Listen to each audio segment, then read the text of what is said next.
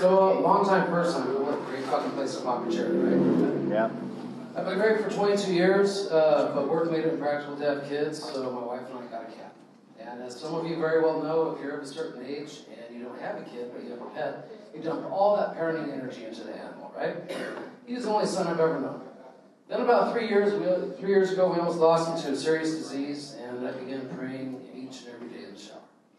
Problem is, it's also when and where I jerk off, so I ran into something in the schedule conflict. Then I stopped doing them at the same time, and that conflict resolved itself. But during that time, I also realized that I came to believe, no shit, that if I watched porn, he got scared. So I stopped looking at porn. Doesn't mean I stopped jerking off, it just means I started referencing different source material. But I cut out all the porn from that point forward. Then about 3 months ago, we lost him after a 6-month battle with cancer, and boy have I looked at a shit ton of porn ever since. They say the Lord works in mysterious ways, and for some reason he wanted me to masturbate profusely in April. And May, if I'm being honest.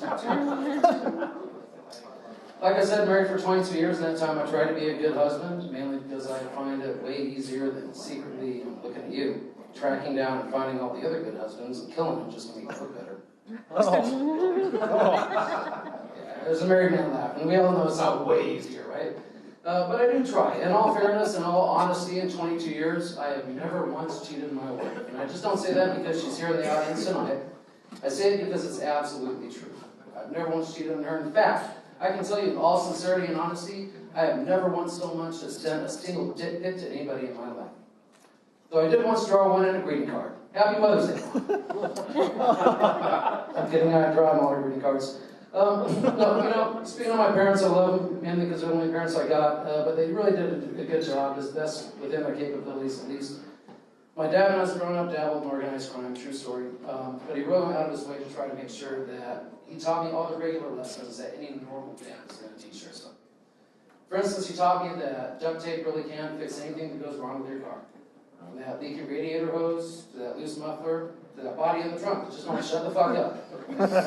One piece does the trick.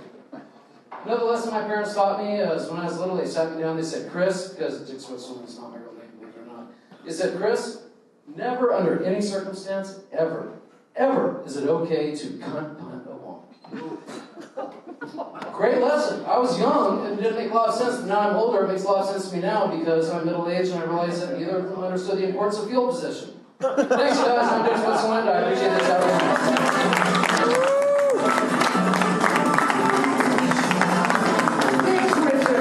Chris, everybody. That's your first time? Yeah. Well, welcome to stand-up, buddy. All right. Give it up for him. All right, cool.